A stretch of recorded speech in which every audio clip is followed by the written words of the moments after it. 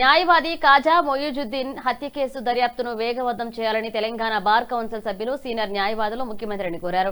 ప్రత్యేక దర్యాప్తు అధికారి నియామకం, ప్రత్యేక పబ్లిక్ ప్రాసిక్యూటర్ ఏర్పాటు చేయాలని డిమాండ్ చేస్తూ పరారీలో ఉన్న నిందితులను వెంటనే అరెస్ట్ చేయాలని విజ్ఞప్తి చేశారు. వగ్ ఆస్తులపై కూడా ఉన్నత స్థాయి విచారణ జరపాలని వారు కోరారు. ఈ కేసులో పరారీలో ఉన్న అబీద్, మునీర్, చౌష్లను వెంటనే అరెస్ట్ చేయాలని డిమాండ్ చేశారు. అదేవిధంగా వక్ఫ్ ఆస్తుల దుర్వినియోగం, అక్రమాల ఆరోపణలపై ఉన్నత స్థాయి విచారణ జరిపించి ఇక ఆస్తులను పరిరక్షించేందుకు ప్రభుత్వం చర్యలు తీసుకోవాలని కోరారు.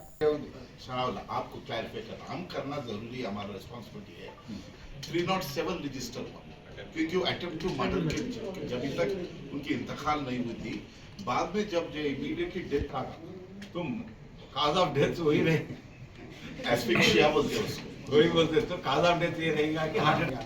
आप लोगों वीडियो को देखा वो इतना ब्रूटली आके वो एक व्हीकल, वो स्कॉर्पियो व्हीकल एक्सीडेंट करने का CC cameras, if there were no CC cameras, culprits also would not have been arrested today.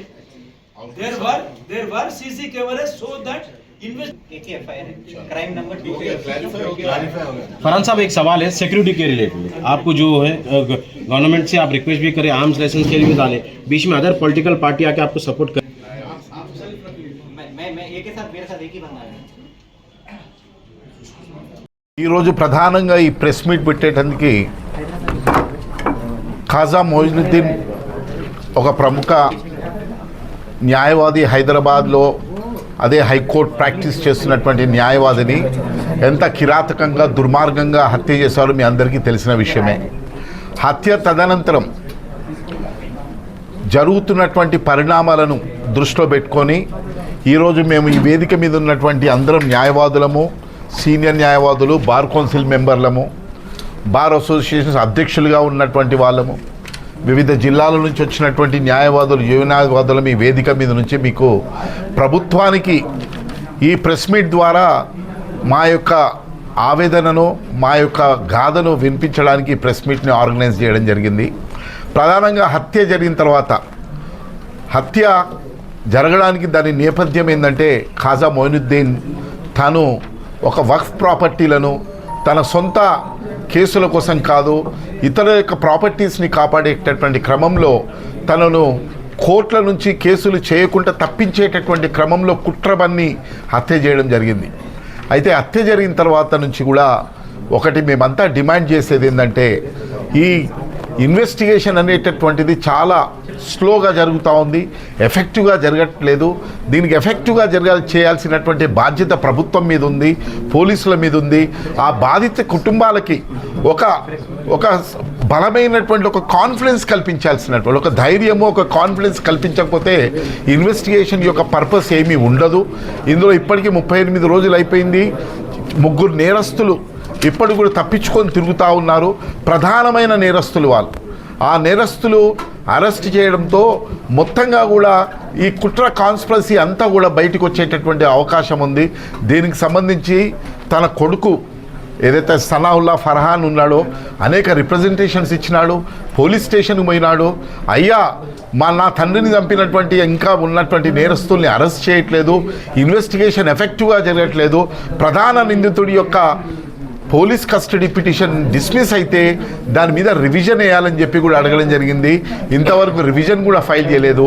మొత్తంగా కూడా ఈరోజు తన కుటుంబానికి కూడా రక్షణ కల్పించాలని కోరడం జరిగింది. ఎందుకంటే హత్య జరిగిన తర్వాత అనేక అనుమానాలు వస్తున్నాయి తనకి. ఎందుకంటే there is also a threat to his life. కాబట్టి ఈ ప్రభుత్వము అడ్వకేట్స్ ప్రొటెక్షన్ యాక్ట్ తీసుకురావడం జరిగింది. అయితే స్పిరిట్ తోటి ఈరోజు అమలు చేయాల్సినటువంటి ఒక బాధ్యత ఉంది. న్యాయవాదులుగా మేము ఈ యొక్క డిమాండ్స్ని, మా యొక్క డిమాండ్లను మీ ప్రెస్ ద్వారా ఈరోజు ఈ ప్రభుత్వానికి చేరాలని, ప్రధానంగా మా ముఖ్యమంత్రి గారికి, మా న్యాయవాదులకు జరుగుతున్నటువంటి అనేక హత్యలలో గతంలో వేరే ప్రభుత్వాలు ఉన్నప్పుడు హత్యలు జరిగినాయి.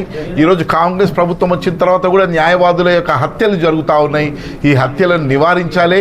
ఇందులో ప్రధానంగా ఒక విషయం ఏంటంటే, ప్రతి న్యాయవాది హత్య, ఖాజా మొయిజుద్దీన్ హత్య కూడా హత్యకు ముందు వాళ్ళు పోలీసులను ఆశ్రయించారు, ప్రభుత్వాన్ని ఆశ్రయించారు, మాకు రక్షణ కల్పించండి అన్నారు, మా మీద దాడి జరిగే ప్రమాదం ఉందన్నారు.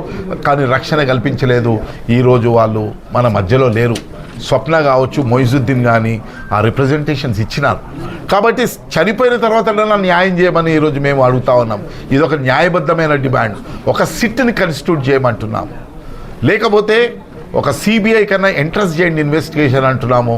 అదేవిధంగా స్పెషల్ పబ్లిక్ ప్రాసిక్యూటర్ని కన్స్టిట్యూట్ చేయమంటున్నాను.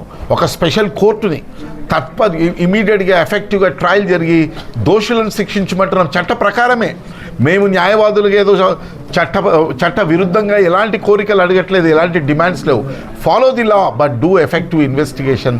అదే రకంగా కుటుంబానికి రక్షణ కల్పించాలి, కుటుంబానికి ఒక భరోసా కలిగించాలి. ఇన్వెస్టిగేషన్ అయ్యా మాకు న్యాయం జరుగుతుందని చెప్పి ఈ డిమాండ్లతోటే ఈ ప్రెస్ మీట్ పెట్టాము.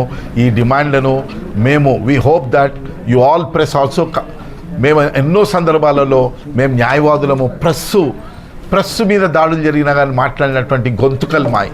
కాబట్టి దయచేసి మీరు కూడా మా యొక్క న్యాయవాదుల యొక్క ఎమోషన్స్ని, న్యాయవాదుల యొక్క డిమాండ్స్ని న్యాయమైన డిమాండ్లు అనుకొని